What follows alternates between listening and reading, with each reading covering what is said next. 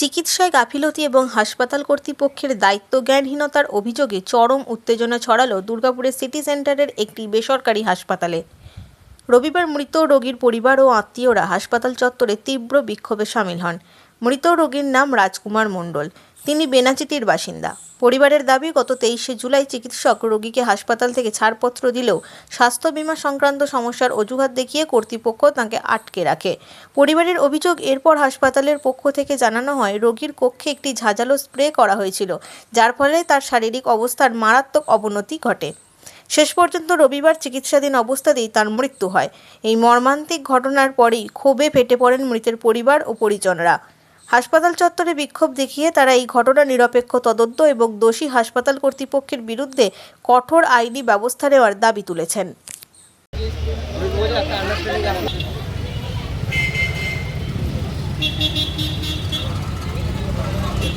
উনি হচ্ছেন রাজকুমার মণ্ডল, উনি হচ্ছেন আমার বাবা। আজ 9 দিন হলো উনি এখানে ছিলেন।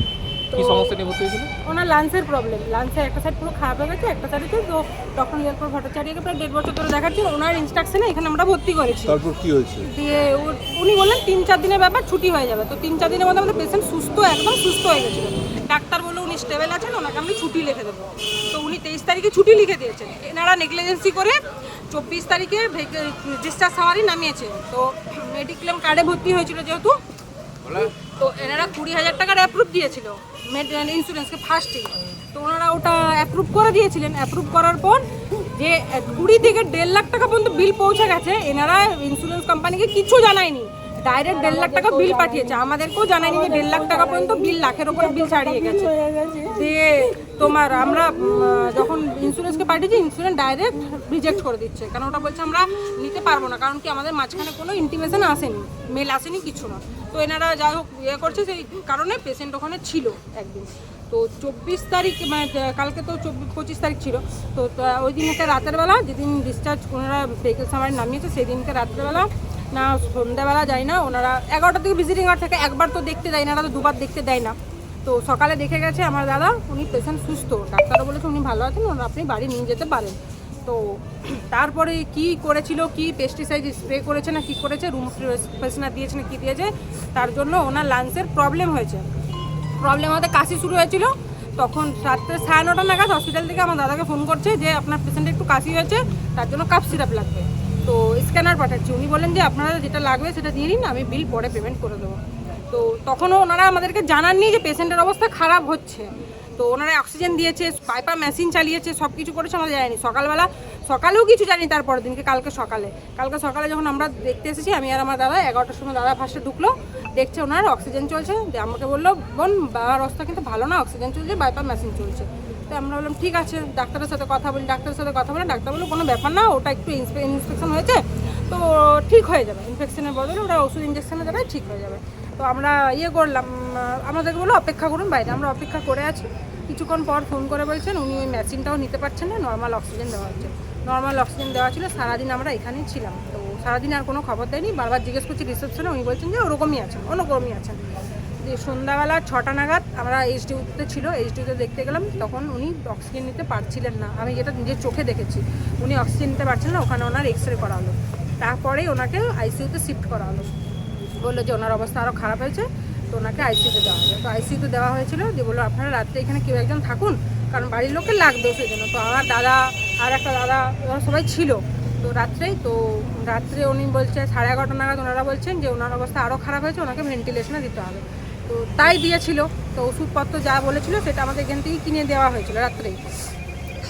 আজকে সকালে আমরা আবার দাদা ভোরবেলা বাড়ি গিয়ে আবার সকালে এসেছি। তারপরে বেলাতে আমরা সবাই এসেছি, মা আমি আবার এলাম। তো ওনাকে দেখে এলাম। 11টা ভিজিটিং আওয়ার ছিল। তো মা ফার্স্টে গেছিলো দেখতে। উনি ঠিক ছিলেন, মানে জ্ঞান ছিল ওনার, হাত পা নাড়ছিলেন, উনি মাথা টাথা নাড়ছিলেন, চোখ মিলে তাকিয়েছিলেন। আমি নিজে গিয়ে দেখে এসেছি উনি ঠিক ছিলেন না, চোখ মিলে তাকিয়েছেন না। তো ওনারা ওষুধ প্রোভাইড করেছিল 26,000 টাকা। তো আমরা এখানে জিজ্ঞাসা করলাম, বললো 26,000 টাকা লাগবে। তো আমরা বললাম ঠিক আছে, ডাক্তারের সাথে আমরা কথা বলি, তারপর ওষুধগুলো কিনছি। ডাক্তার সেই মুহূর্তে ঢুকেছিল। ডাক্তারের সাথে আমরা কথা বলছি। তো তার করতে ওনারা ডাকছেন যে আপনাদের বাড়ির লোক দেখা করুন, রাজকুমার মণ্ডলের বাড়ির লোক দেখা করুন। আমরা গেছি, তখন বলছেন পেশেন্টে ওনার কার্ডিওলজিস্ট অ্যাটাক হয়েছে, অনেক তাহলে সুস্থ ডিসচার্জ পেশেন্ট আমরা ট্রিটমেন্টের কিছু ট্রিটমেন্টের গা ভেলাতি পুরো ওনাদের সব কিছু গা ভেলাতি। এবারে আমাদের কাছে একটাই প্রশ্ন যে আমাদের পেশেন্টের অবস্থা খারাপ হচ্ছে, এনারা আমাদেরকে জানায়নি। পেশেন্টের ট্রিটমেন্ট চলাকালীন বিল বাড়ছে, এনারা আমাদেরকে জানায়নি। তারপরে পেশেন্টকে 8,000 টাকা দামের কোনো ভ্যাকসিন প্রোভাইড করেছে, সেটা আমাদের বিনা পারমিশনে, তাও 3টে প্রোভাইড করেছে, 3 দিনে 3টে বটে, আমাদেরকে জানায়নি, কিচ্ছু জানায়নি। তো এনারা কেন করেছে আমাদেরকে জানায়নি কেন? আমরা তো পেশেন্ট পার্টি ফোন করলে আসি, আমরা সারাদিন এখানে পড়ে আছি, আমাদেরকে জানাবে না কেন? এটা করেছে হাসপাতাল কর্তৃপক্ষ। পুরো গাফেলাতি পুরোটা। উনি যে অ্যাডমিট হয়েছে ওনার হচ্ছে কি নাম যিনি মারা গেছেন তার? রাজকুমার মণ্ডল, ওর বয়স ওনার বয়স 58। আর বাড়ি কোথায়? বাড়ি ব্যানাচি কুমড়া ব্লক। আপনার নাম? আমার নাম কবিতা চ্যাটার্জি, আমি ওনার মেয়ে। সেটার জন্য মৃত্যু না, ওনার মৃত্যু হয়েছে, রিজন লেখা আছে কার্ডিয়াক অ্যারেস্ট।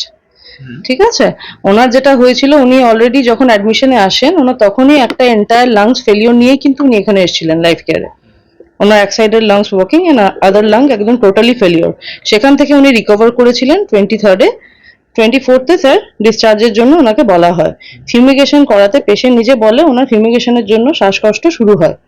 তো সেক্ষেত্রে ডক্টর ওনাকে বাইপাপ সাপোর্ট দিয়ে, হতে পারে যে ওনার যে অ্যাজমা অ্যাটাক আছে সেটা ট্রিগার হয়েছে, কিন্তু সেটার জন্যই যে কার্ডিয়াক অ্যারেস্ট সেটা না, ওনার অলরেডি একটা লাংস ফেলিওরই ছিল।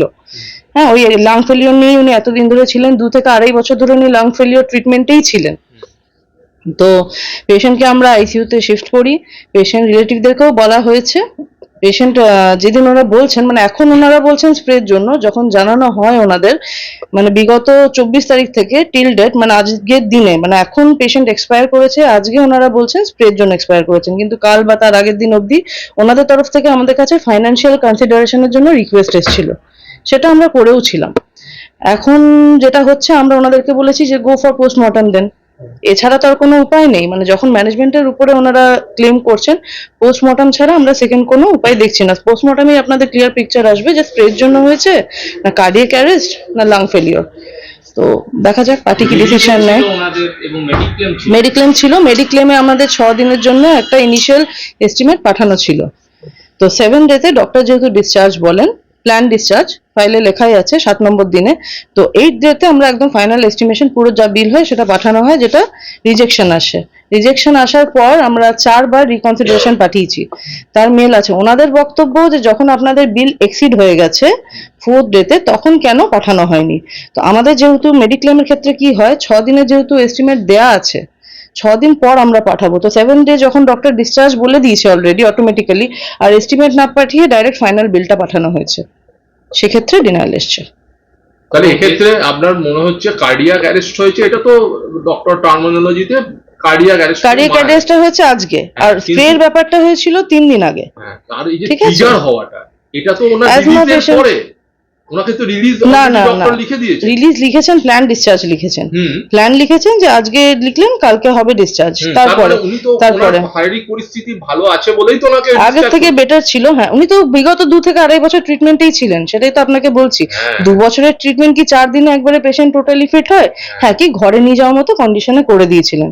এবারে সেক্ষেত্রে অ্যাজমা পেশেন্টের হয়তো সেই স্মেল থেকে ট্রিগার হয়েছে, সেটার জন্য এবার পোস্টমর্টম ছাড়া সেকেন্ড কোনো অপশন নেই। কিন্তু ডক্টর বা আমরা যা রিপোর্ট যেটা বলছে কার্ডিয়াক অ্যারেস্ট ওনারা রিপোর্ট অভিযোগ আসছে। করছেন যে আপনার পেশেন্ট যে ডিটোরেট করছিলেন, হুম। সেটা আপনাদের জানান। তরফ থেকে পরিবারকে অবশ্যই জানানো হয়নি, হয়েছে। বেশ কিছু মেডিসিন আপনারা দিয়েছেন, সেগুলো জানানো হয়নি, পরে বিলিং এ অ্যাড করা হয়েছে।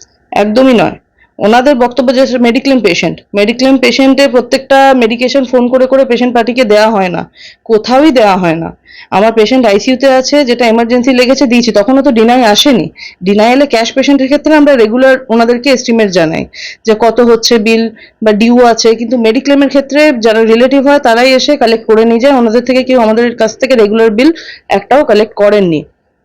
তো পেশেন্ট পার্টি এই মুহূর্তে আমরা যেটা ওনাদেরকে ফাইন্যান্সিয়াল রিলিফ দেওয়ার অপশন দিয়েছি আর পোস্টমর্টম করার, দুটোই। এখন অবধি ওনারা আমাদের জানাতে পারেননি কি করবেন না করবেন। আপনার নাম? শিল্পা, ডিজিএম অপারেশন, শিল্পা সর।